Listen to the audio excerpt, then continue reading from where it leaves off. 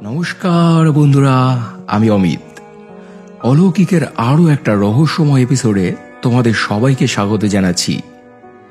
বন্ধুরা, সায়েন্স বা বিজ্ঞান এত উন্নত হয়েও জন্ম বা মৃত্যু দুটো জিনিসই আজ রহস্যময়। হাজারো প্রশ্ন এই দুটি বিষয়কে ঘিরে, যার প্রমাণসহ উত্তর আজ অব্দি কেউ দিতে পারেনি। এক একজন এক একভাবে এগুলি ব্যাখ্যা করেছেন, তবে বিজ্ঞান বা আধ্যাত্মিকতা দুটোই একটা জিনিসকে স্বীকার করে: মৃত্যুর আগে ব্যক্তির শারীরিক বা অভ্যন্তরীণ কিছু পরিবর্তন ঘটে। কারো কারো মতে মৃত্যুর আগে যম সংকেত পাঠায়, সেই সংকেত বহন করে আনে কোনো পশু পাখি বা কোনো পোকামাকড় বা কীট পতঙ্গ। এমনই একটা রহস্যময় ঘটনা শেয়ার করেছে দীপঙ্কর। অসংখ্য ধন্যবাদ তোমাকে ভাই ঘটনাটি শেয়ার করার জন্য। আর বন্ধুরা, তোমরা চটপট লাইক করে দাও, আর সাবস্ক্রাইব করা বাকি থাকলে চটপট সাবস্ক্রাইব করে দাও। প্রতি শনি মঙ্গলবার এমন সত্যি অলৌকিক, দৈবিক এবং ভৌতিক ঘটনা শোনার জন্য এবারে শুরু হচ্ছে আজকের প্রথম নিবেদন। মানা না মানা নিজের কাছে, লোকের মাঝে লুকিয়ে আছে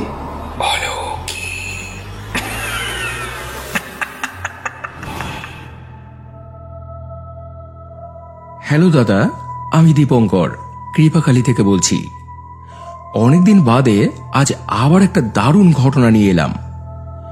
ঘটনাটা মূলত দুজনকে নিয়ে, আমার ঠাকুরদা মানে আমার বাবার বাবা এবং আমার ঠাকুমা। আমরা আমাদের ঠাকুমাকে বুড়ো মা বলি। তো আমার সেই বুড়ো মার একটা পা খোঁড়া ছিল। একেবারে মরার দিন পর্যন্ত উনি খুঁড়িয়ে খুঁড়িয়ে হেঁটেছেন। তবে উনি কিন্তু জন্মগত এরকম ছিলেন না। একটা অপ্রত্যাশিত ঘটনার পরে উনি এরকম হয়ে যান। একদিন আমি দাদুকে জিজ্ঞেস করেছিলাম, আচ্ছা দাদু, বুড়োমার কি এই পা ভাঙা ছিল? কি করে ভাঙলো? উনি তখন বুড়োমার পা ভাঙার ঘটনাটি আমাদের জানিয়েছিলেন। তখন তো বাড়ি বাড়ি কল ছিল না। কাঁচা ধোয়া, বাসন মাজা এসবের জন্য লোকেরা পুকুরের জলই ব্যবহার করত। উনিও বাড়ির কাছে যে পুকুরটা ছিল সেখানে গিয়ে এসব কাজ করতেন। এমনই একদিন রাতের ঘটনা। সবাই রাতের খাবার খেয়ে উঠলে উনি তারপর সেই এঁটো বাসনকোসন নিয়ে চলে যান ওই পুকুরে। অনেকদিন আগের ঘটনা, তখন ওখানে লাইটের কোনো ব্যবস্থা ছিল না। পুকুর পাড়ে ঝোপ ঝাড়, বড় বড় গাছের জঙ্গল। তো উনি ঘাটে এসে এঁটো ভাত, তরকারি, মাছের কাঁটা এসব ঘাটের এক সাইডে এক জায়গায় ফেলে দেন, কুকুর বিড়াল যাতে খেতে পারে সেই জন্য। দিয়ে তারপর উনি ঘাটে বসে বসে বাসন মাজছিলেন। কিন্তু একটু বাদেই ওনার কেমন যেন অস্বস্তি বোধ হতে লাগলো। মাঝে মাঝেই অদ্ভুত ধরনের আওয়াজ শুনতে পান, বা গাছের ডালপালাগুলো মরমর করে কেঁপে ওঠে। মনে হয় যেন ওনার পেছন দিয়ে কেউ বুঝি হেঁটে গেল।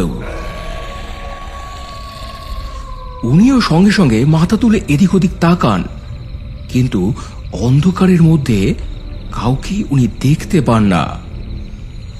তখন মনে মনে উনি ভাবেন, বাঁদর বা হনুমান টনুমান হবে বোধ হয়, একটু খাবারের গন্ধ পেয়ে ওরকম করছে। উনি সবেমাত্র বাসনগুলো হাতে নিয়ে পেছনে ফিরেছেন, হঠাৎই দেখেন যেখানে একটু খাবারগুলো উনি ফেলেছিলেন ওখানে 3-4টে মূর্তি বসে। মানুষের মতো আকৃতি হলেও কেউই তারা মানুষ নয়। আপাদমস্তক সাদা কাপড়ে ঢাকা, হাতে পায়ের আঙুলগুলো বিশাল লম্বা লম্বা, ঘাড় কুঁজো করে ওই খাবারগুলো গোগ্রাসে গিলছে। আর ওদের প্রত্যেকেরই চোখগুলো পুরো জলজল জলজল করছে। ওই দেখে তো উনি ভয়ে আঁতকে ওঠেন। তারপরে যে পেছতে যান পুকুর ঘাটটা পিছল ছিল, উনিও ব্যালেন্স হারিয়ে বাসন কুসন নিয়ে পড়ে যান।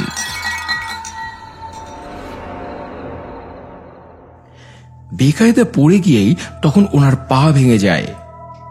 তখন আমার বাবা কাকারা অনেক ছোট, কারুরই তখনও বিয়ে হয়নি।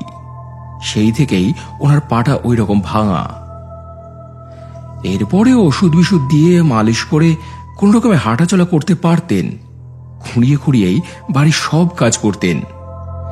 মাঝে মাঝে যখন খুব যন্ত্রণা হতো তখন পায়ে ব্যান্ডেজ বেঁধে রাখতেন, আবার সেটা পরে খুলে দিতেন। তো সেই বুড়ো মা যখন মারা যান তখনও একটা ব্যাপার ঘটেছিল। আমার দাদু বলেন, মানুষ মারা যাবার আগে মৃত্যু সংবাদ নিয়ে কেউ আসে, হয় কোনো পশু, নয় কোনো পাখি, নয়তো কোনো পোকামাকড় কীট পতঙ্গ, অবশ্যই আসে। বেশিরভাগ ক্ষেত্রেই মানুষ সেটা বুঝতে পারে না। এমনই আমার বুড়োমা মারা যাবার আগেও একটা জিনিস এসেছিল, একটা জোনাকি। মারা যাবার ৩-৪ দিন আগে থেকেই ওনার পায়ের যন্ত্রণাটা খুব বেড়েছিল। পায়ে ব্যান্ডেজ বেঁধে উনি শুয়ে শুয়ে থাকতেন। দাদু মশারি টাঙিয়ে দিতেন, উনি একটু বিশ্রাম নিতেন। হঠাৎই উনি একদিন দেখেন কোত্থেকে একটা জোনাকি ঘরে ঢুকে খালি মশারির গায়ে বেয়ে বেড়াচ্ছে। যতবারই তাড়ান উড়ে উড়ে যায়, আবার এসে এসে বসে। উনি দাদুকেও বলেছিলেন, দেখো কোত্থেকে একটা জোনাকি ঘরে ঢুকেছে, শুধু মশারির চারপাশে ঘুরে বেড়াচ্ছে। দাদুও তখন ওটাকে তাড়ানোর চেষ্টা করে, কিন্তু যতবারই তাড়ায় ততবারই আবার উড়ে এসে এসে বসে। আর এই ব্যাপারটা কন্টিনিউ ৩-৪ দিন ঘটেছে। ৩-৪ দিন ওই জোনাকিটা ওই বাড়ির মধ্যেই ঘোরাঘুরি করেছে। বুড়োমা যখন যেখানে যায় তার আশেপাশেই ওটা থাকে। বুড়োমা যেদিন মারা যান সেই দিন পর্যন্ত দেখা গিয়েছিল ওটাকে।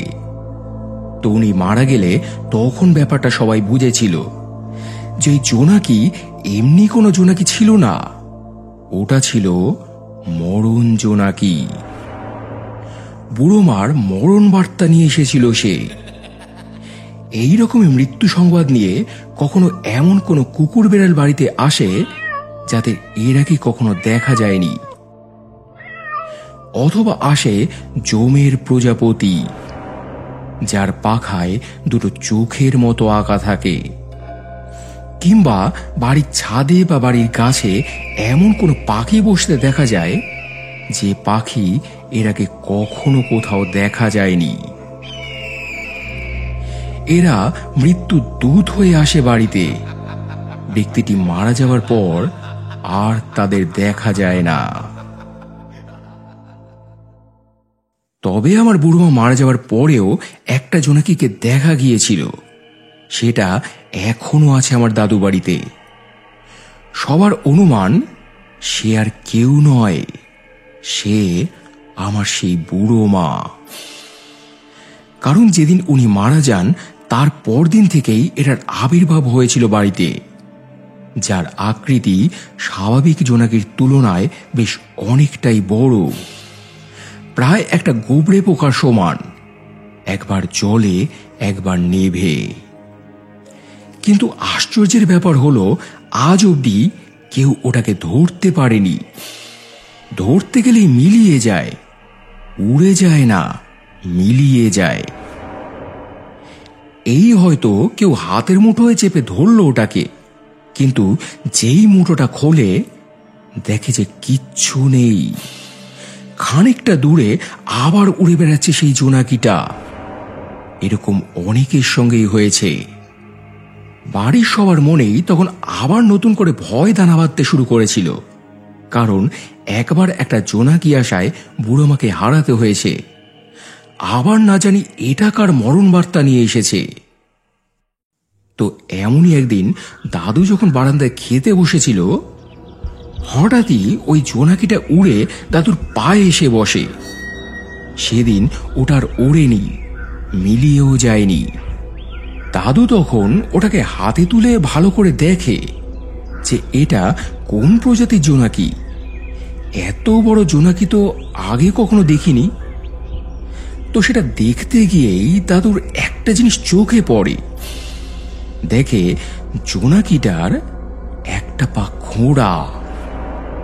বুড়োমার যে পাটা খোঁড়া ছিল এটারও তাই। তখন দাদু ওনাকে চিনতে পারে। তারপর বলে, তুমি আবার এসেছো? তুমি তো মারা গিয়েছো, আবার কেন এলে তাহলে? যাও যাও, চলে যাও, চলে যাও এখান থেকে, চলে যাও বলে দাদু জোনাকিটাকে উড়িয়ে দেয়। তখনকার মতো জোনাকিটা চলে গেলেও পরে আবার এসেছিল। এখানে আরো একটা কথা বলি, বুড়োমা মারা যেতে ওনাকে দাহ করার সময় একটা ভুল হয়েছিল। ওনার পায়ের ব্যান্ডেজটা খোলা হয়নি, যে কারণে ভাগনাদের এরপর উনি স্বপ্নও দেখিয়েছিলেন। বলেছিলেন, তোরা আমায় দাহ করলি অথচ পায়ের ব্যান্ডেজটা খুললি না কেন? তোদের কি এটা উচিত ছিল না? হ্যাঁ। তো যাই হোক, এটা তো আর কিছু করার নেই। বুড়োমা মারা গিয়েছিলেন খুবই অল্প বয়সে, ওই বছর 40-42 হবে তখন ওনার বয়স। সেই থেকে আজ পর্যন্ত ওই জোনাকিটা আমার দাদু বাড়িতেই আছে। যদি ওটা কোনো সাধারণ জোনাকি হয় তাহলে এত বছর অবধি ওটা কি করে বাঁচতে পারে তুমি বলো। তো এই ছিল বন্ধুরা আজকের প্রথম ঘটনা। এটা কিন্তু সত্যি, আমিও ছোটবেলায় শুনেছি। আমার মা এখনো জোনাকি বা প্রজাপতি ঘরে ঢুকলে ভয় পায়। জোনাকির ব্যাপারটা আমি সঠিক জানি না, তবে প্রজাপতি অনেক রকম হয়। কোনোটা শুভ ইঙ্গিত বহন করে, কোনোটা অশুভ ইঙ্গিত বহন করে। তো এমন ঘটনা তোমাদেরও যদি জানা থাকে বন্ধুরা, আমাকে এই নাম্বারে তোমরা হোয়াটসঅ্যাপ করতে পারো। যদি লিখতে পারো তো লিখে, না হলে ভয়েস মেসেজ করে। তো এবারে চলে যাচ্ছি আজকে সেকেন্ড ঘটনায়। এটা শেয়ার করেছে মনীষা বিশ্বাস কাকিমা। অসংখ্য ধন্যবাদ আপনাকে ঘটনাটি শেয়ার করার জন্য। শুরু হচ্ছে আজকের দ্বিতীয় নিবেদন। হ্যালো অমিত, আমি মনীষা বিশ্বাস আসাম থেকে বলছি। আজ তোমায় যে ঘটনাটা বলবো এটা ঠিক কি ঘটনা আমি নিজেই তার আজ অব্দি কোনো কুল কিনারা পাইনি। তবে আমার ধারণা ব্যাপারটা সম্পূর্ণ দৈবিক, না হলে ওই অবস্থায় কিছুতেই এটা ঘটার কথা নয়। তো যাই হোক, ঘটনাটা বলি শোনো। হয়তো জানলে জানতে পারো, আমাদের এখানে অষ্টমী স্নান একটা বিশাল বড় উৎসব। দেশ বিদেশ থেকে প্রচুর মানুষ সেদিন এখানে আসেন, স্নান করেন, পুজো দেন। পুরো একটা উৎসবের মতো হয় সেদিন। আমিও প্রতি বছর ওই দিন স্নানে যাই, তোমার কাকু আমার সঙ্গে যান। বছর দুয়েক আগেও সেদিন আমি যাব বলে তখন রেডি হচ্ছিলাম। এমন সময় মুষলধারে বৃষ্টি নামে। ওই দেখে তোমার কাকু বলে, কি বৃষ্টি হচ্ছে বাইরে দেখেছো? পুরো ধোঁয়া হয়ে গেছে। আমি এর মধ্যে যাচ্ছি না, তুমি কিভাবে যাবে যাও। সে আমি ভালো করেই জানি যে একবার যখন যাবে না বলেছে তো কিছুতেই যাবে না, বলাই বৃথা। তো আমি তখন কি করি, কার সঙ্গে যাই? একেই বাইরের তখন এরকম অবস্থা। তখন আমি আমার দিদিকে ফোন করি, ওরাও এখানেই থাকে, ওরাও প্রতি বছর যায়। আমি তখন ওকে বলি, কিরে দিদি, তোরা কি বেরিয়ে গেছিস নাকি? ও বলল যে না, বেরোইনি, বেরোবো। আমি তখন ওকে বললাম, একটু দাঁড়া না, আমিও যাবো তোদের সঙ্গে, আমাদেরও এবার যাবে না বলছে রে। তো এরপর আমরা দুই বোনেই গেলাম ওখানে। অগুন্তি মানুষের ঢল, এত ভিড় যে কে পড়লো কে মরলো কারোর দিকে কারো তাকানোর উপায় নেই। এই জন্য মাঝে মাঝেই অনেক দুর্ঘটনাও ঘটে, অনেকেই মারা যায়।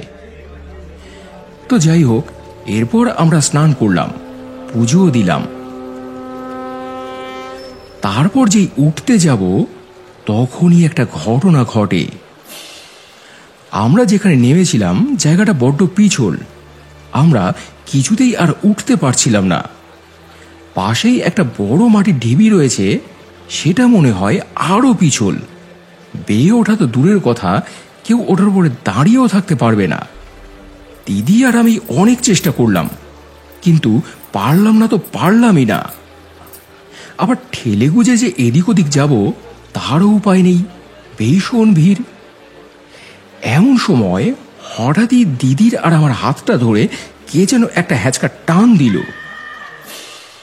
তাকিয়ে দেখি ওই ঢিবির ওপরে একজন মহিলা, গায়ের রং যেন একেবারে বরফের মতো সাদা, যেমন উঁচু লম্বা তেমনি অপূর্ব সুন্দর দেখতে, মাথা ভর্তি ঘন কোকড়ানো কালো চুল, ঠিক যেন একজন দেবী প্রতিমা। দুহাতে দুজনকে টেনে তুললেন এর পরনী ওপরে। তখন তিনি আমাদের একটা কথা বলেছিলেন, যেটা এখনো আমার কানে বাজে। বলেন, আমি থাকতে তোমাদের ভয় কি? হ্যাঁ। এরপর আমি ওনাকে ধন্যবাদ জানিয়ে সবেমাত্র চোখটা সরিয়েছি। তারপর আবার যেই তাকিয়েছি, তখন আর তাকে দেখতে পেলাম না। তিনি আর নেই ওখানে, চার চত্বরে কোথাও নেই। আমি দিদি দুজনেই তো তখন হতবাক হয়ে গেলাম যে কোথায় গেলেন সেই ভদ্রমহিলা। মাত্র 1 সেকেন্ডও হয়নি, এরই মধ্যে কোথায় মিলিয়ে গেলেন উনি। একটা মানুষের হেঁটে যেতে তো একটু সময় লাগে রে বাবা। এই প্রশ্নের জবাব আজ অবধি আমি পাইনি। আমার বিশ্বাস উনি দেবী মা ছাড়া আর কেউ নন। যেখানে কোনো মানুষের পক্ষে দাঁড়িয়েই ব্যালেন্স রাখা সম্ভব নয়, সেখানে উনি দাঁড়িয়ে দুটো মানুষকে হাত ধরে টেনে তুললেন। তিনি সাধারণ কেউ কি করে হতে পারেন?